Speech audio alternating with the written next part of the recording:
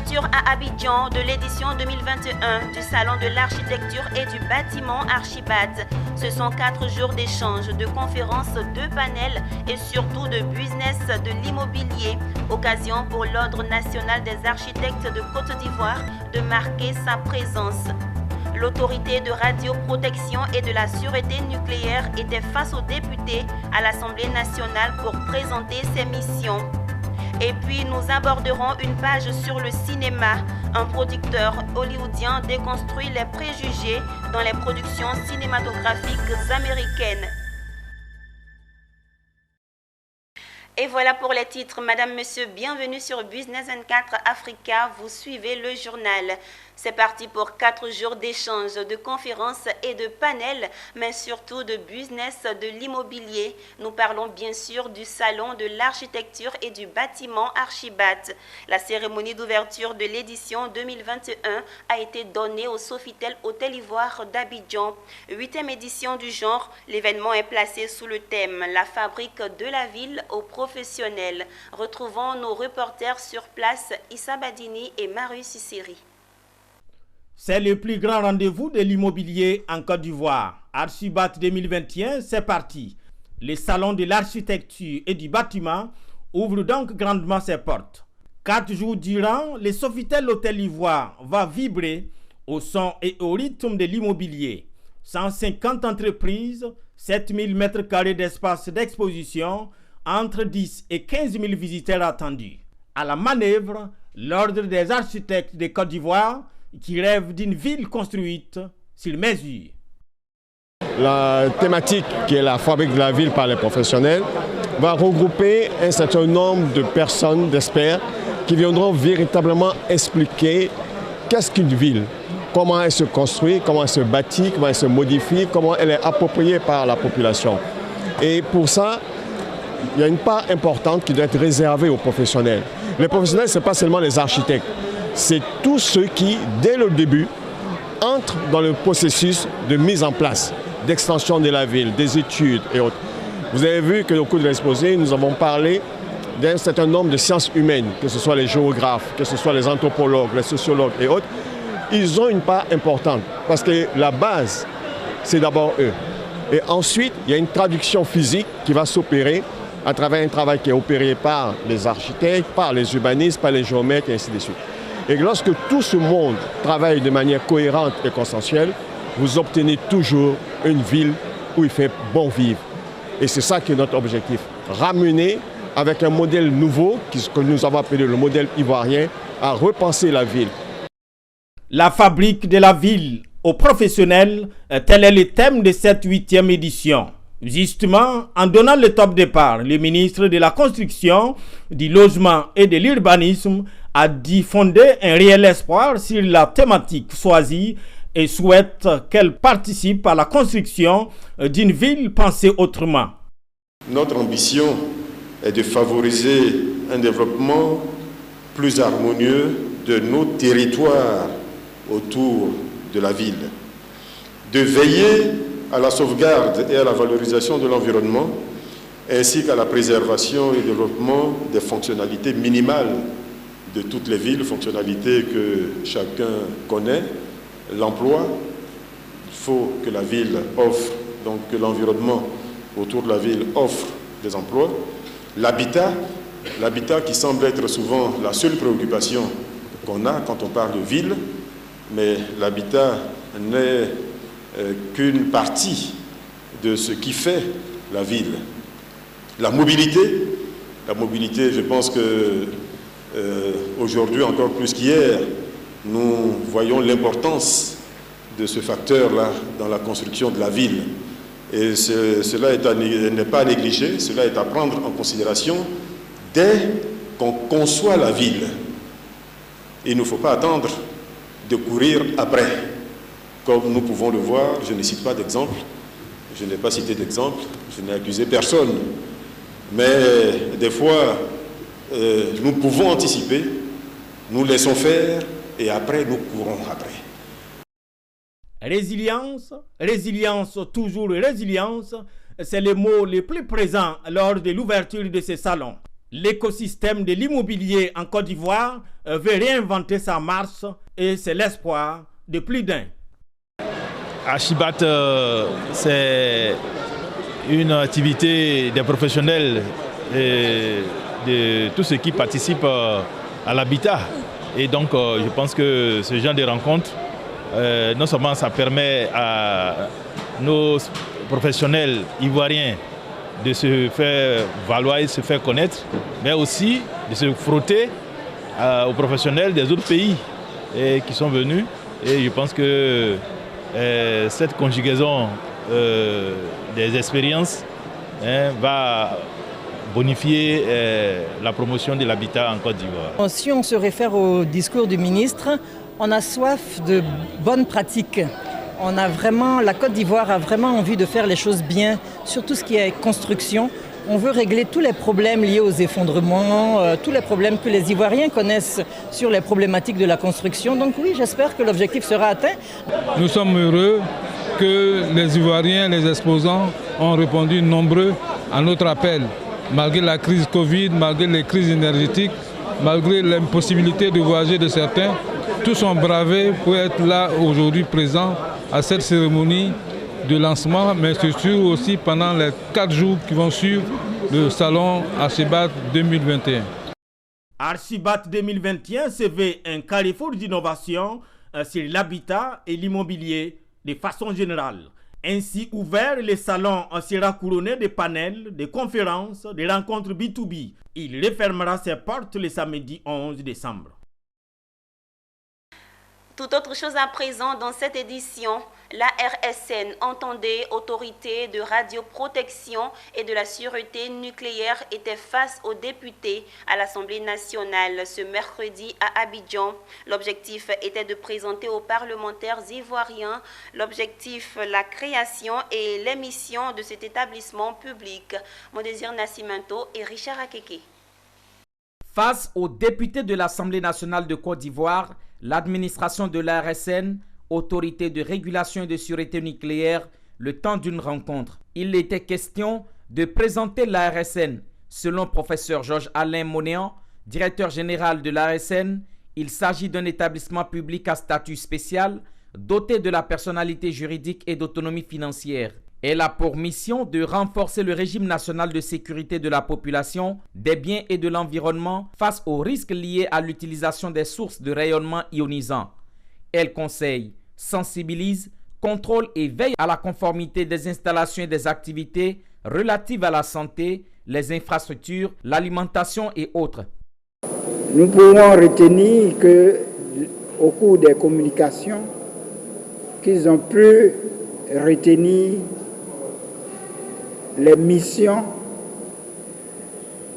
de l'ARSN, les difficultés auxquelles sont confrontés l'ARSN.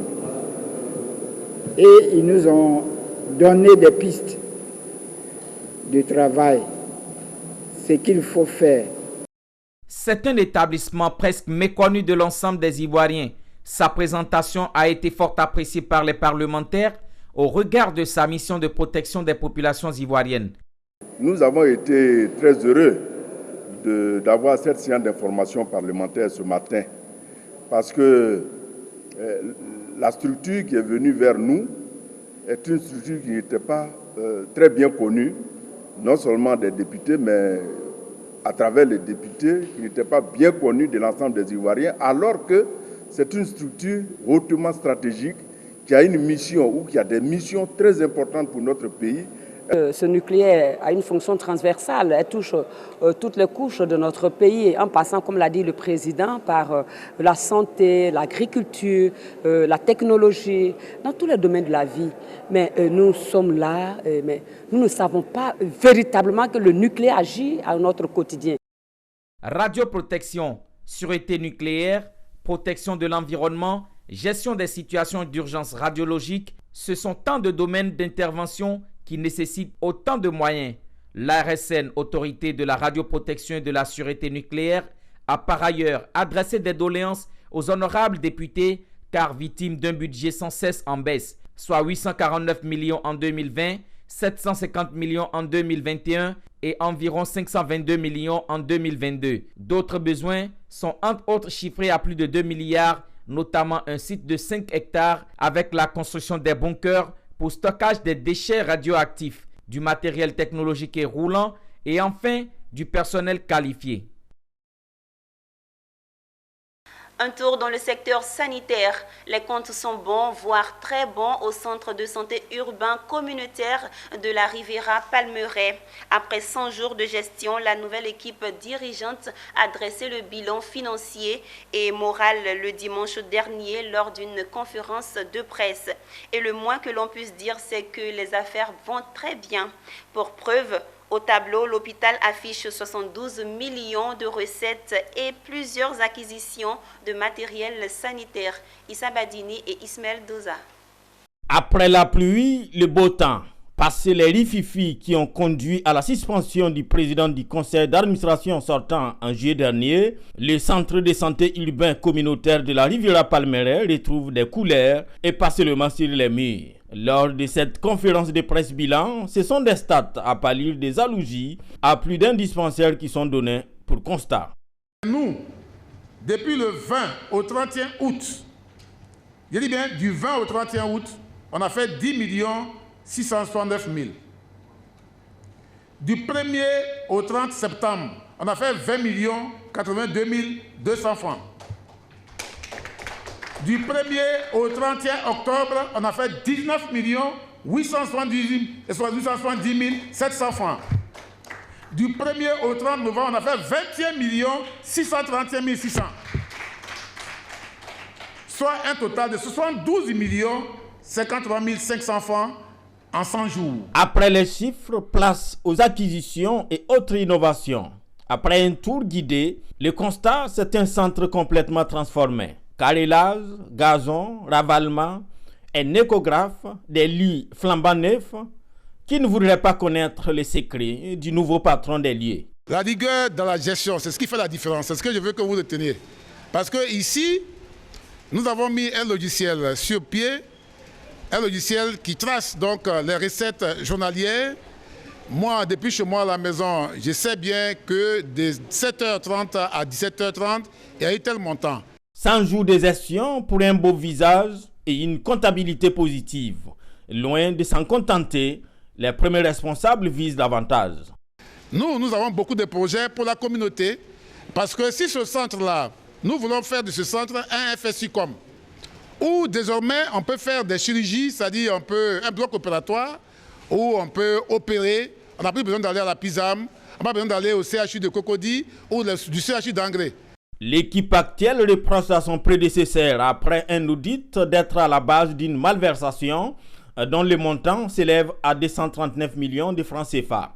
L'affaire, selon les nouveaux maîtres, est sur le bureau du procureur de la République. Pour rappel, l'ancienne équipe dirigée par Francis Kwao Akwa a été suspendue par décision de justice le 17 août 2021. En attendant un dénouement définitif, le CSU-Com Palmeraie peut et doit continuer sa marche vers le haut pour le bonheur des populations de la Riviera Palmeraie.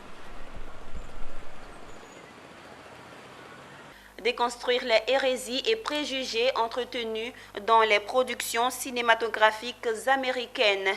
C'est le mythe que l'ambassade des États-Unis en Côte d'Ivoire et l'ONG Active ont voulu briser en organisant à Abidjan un atelier de formation qui met en lumière l'impact social du cinéma africain.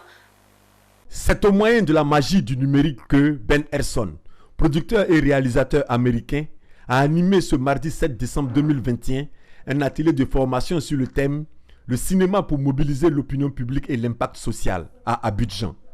Étudiants, enseignants, formateurs, cinéastes, acteurs et émetteurs en scène ont assisté nombreux à la première session de l'American Film Showcase, initiée par l'ambassade des États-Unis et l'ONG ivoirienne Active. Le cinéma est l'un des meilleurs moyens pour les gens du monde entier de partager des cultures et d'apprendre les uns des autres.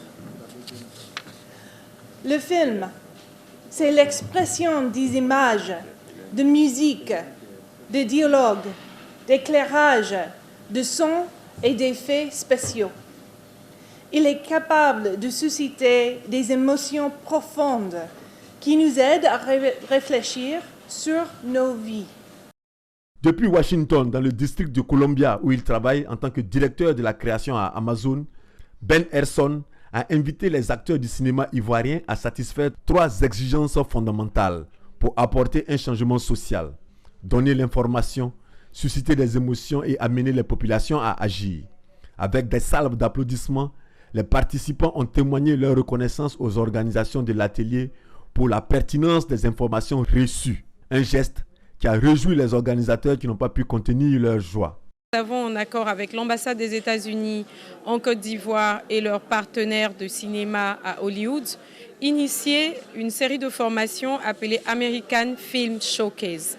L'objectif de cette série de formations, c'est de produire du contenu de qualité, de valoriser notre pays et notre continent à travers du contenu créatif et du contenu utile avec nos moyens. Nous croyons beaucoup à l'inclusivité de la narration sociale de la Côte d'Ivoire, de l'histoire de la Côte d'Ivoire, en son peuple.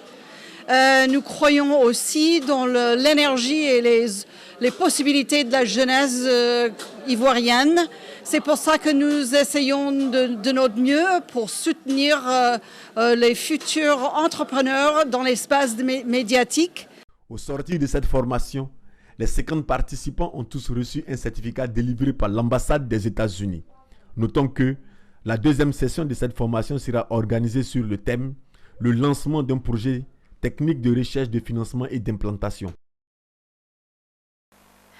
C'était un reportage signé Patrick Krou, Tima Traoré, commenté par Philippe Zabo. Intéressons-nous à présent au secteur de l'enseignement supérieur. Formation universitaire, quel enjeu pour la jeunesse africaine? C'est autour de ce thème que s'est articulée la conférence inaugurale de l'Université Pôle d'Excellence et de Spécialisation UPS. Il s'agissait pour l'établissement de montrer l'enjeu du savoir dans ce monde en perpétuelle mutation. C'est le reportage de Amidia Rassouba et Marius Sissiri.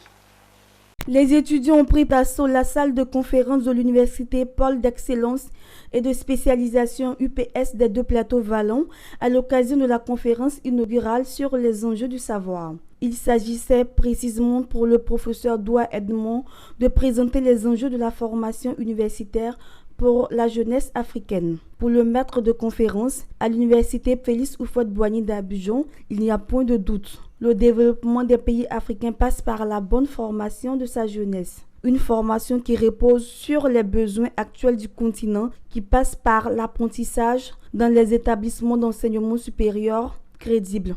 Au regard de la prégnance de la thématique, quand j'ai fait l'analyse, j'ai donné mon OK parce que j'estime qu'il est temps que nous interpellions tous les acteurs du système éducatif en Côte d'Ivoire à l'effet d'apporter les contributions d'une manière ou d'une autre pour que nous ayons un système éducatif performant, parce qu'en réalité, il n'y a de développement que d'hommes. On doit retenir que tous les acteurs sont interpellés, on doit tous être mobilisés pour pouvoir aider à construire nos différentes nations, nations africaines, nations ivoiriennes, autour de l'enseignement, de la formation, pour que nos étudiants que nous formons puissent trouver un emploi décent et s'épanouir de façon efficace et pérenne dans les sociétés. Je l'ai indiqué tantôt, les crises sociales auxquelles nous avons eu affaire, que nous avons affrontées, sont dues le plus souvent au manque de connaissances, à la formation qui n'est pas achevée de la part des apprenants. Donc nous devons tous nous mobiliser pour apporter un enseignement de qualité, une formation adéquate, pour que les apprenants puissent avoir un boulot décent une fois qu'ils ont fini leur formation. Il est bon de noter que cette conférence inaugurale s'est tenue en marge de l'ouverture officielle de l'Université Pôle d'Excellence et de Spécialisation UPS des Deux Plateaux Wallons. L'Université Pôle d'Excellence et de Spécialisation UPS des Deux Plateaux Wallons compte rééditer cette conférence afin d'éclairer les étudiants et les décideurs publics sur les enjeux du savoir. Une compétition qui se déroule entre les pays. Écoutez, cette institution est toute nouvelle. Vous voyez le paysage dans lequel elle s'inscrit. C'est un paysage idyllique, un paysage sérieux, de calme, propice aux études. C'est une nouvelle trouvaille qui veut se donner l'ambition d'apporter un plus à l'enseignement supérieur. Cette cérémonie inaugurale a pris fin par la coupure du ruban dans une ambiance festive. Dans le cadre du projet École pour tous, l'État de Côte d'Ivoire, avec à ses côtés la Banque mondiale, procède à la distribution gratuite de manuels scolaires aux élèves des classes de CP1 et CP2, ainsi que des guides maîtres aux enseignants des cours préparatoires. Cette opération, qui touche l'ensemble du pays, s'est effectuée à Boaké, au centre de la Côte d'Ivoire, où la coordinatrice du projet d'amélioration de la gouvernance et de la délivrance des services de base aux citoyens a remis un important lot de matériel scolaire aux tout-petits des écoles primaires. Walter Kofi nous commente ce reportage signé Emmanuel Bonzo. C'est avec enthousiasme que ces élèves reçoivent ces manuels scolaires des mains de Madeleine Yao, coordinatrice du PAGS. Nous sommes au groupe scolaire Ville-Nord de Boaké Ngatakro, où devant autorités et acteurs du système éducatif a été effectuée la distribution gratuite d'ouvrages scolaires au bénéfice des élèves des classes de CP1 et CP2. Je suis content parce que j'ai reçu des livres. Je suis content parce qu'il y a eu cahier. Et ces manuels-là viennent à point nommé pour soulager nos parents. Et cela va faciliter vraiment l'apprentissage des tout-petits. Ces manuels scolaires offerts gratuitement et composés essentiellement de livres de mathématiques, de lecture et d'un guide maître visent à améliorer qualitativement le niveau des élèves à l'entame de leur cursus académique. Cela s'inscrit dans le vaste projet de l'école pour tous, financé par la Banque mondiale et l'État de Côte d'Ivoire, portant cette année la distribution de 4000 livres pour 1,5 milliard de francs CFA. C'est un projet qui est cofinancé par la Banque mondiale et l'État de Côte d'Ivoire. On donne aux élèves. Donc c'est l'État qui met à la disposition des élèves et des parents d'élèves des manuels scolaires. Et c'est pour, disons, concrétiser le principe de l'école pour tous et la gratuité du livre. Ça a été prôné par le gouvernement dans le cadre de son programme social gouvernemental. Et donc c'est pour rendre ça effectif qu'en négociation avec la Banque mondiale, le ministre de l'Économie et des Finances a réussi à inscrire sur le projet PAGDS que les ouvrages de manuels scolaires pour les enseignants comme pour les élèves CP1, CP2, mathématiques et lecture soient produits et distribués gratuitement. Dans le cadre de ce vaste projet, ce sont plus de 3 millions de livres de mathématiques et de lecture, ainsi que 40 000 guides maîtres qui ont été distribués aux élèves et enseignants couvrant les années académiques 2020-2021 et 2021-2022. Le coût de l'opération est estimé à environ 5 milliards de francs CFA.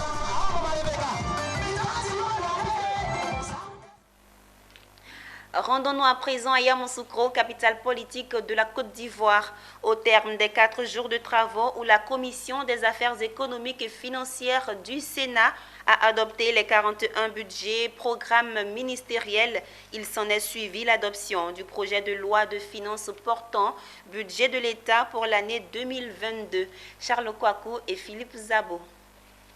Avant l'adoption du projet de loi des finances portant budget de l'État pour l'année 2022, les budgets programmes des départements ministériels des domaines de la production et du développement industriel et commercial ont été adoptés par les sénateurs.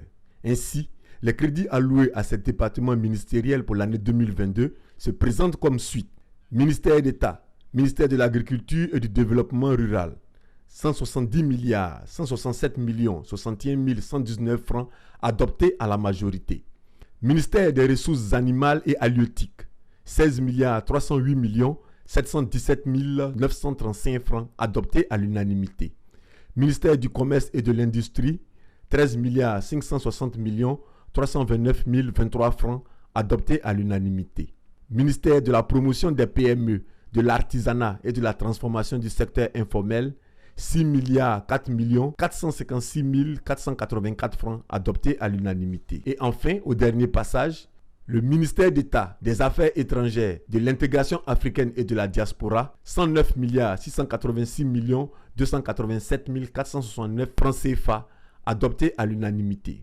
Puis, Le ministère délégué chargé de l'intégration africaine, 87 milliards 35 millions 901 098 francs adoptés à l'unanimité. Mais à quoi serviront tous ces budgets?